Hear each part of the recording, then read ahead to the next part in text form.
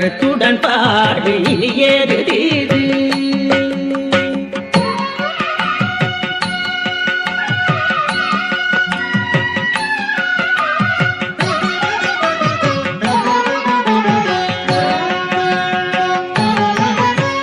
சிறந்தது கண்ணை திருப்புகழ் அறிவான் சிறந்தையுடன் வணங்கு வாழ்வினில் உயர்வான் பிறந்திடும் சகல செல்வமும் பெறுவான் பிறந்ததின் பயனோ இதுவென உணர்வான்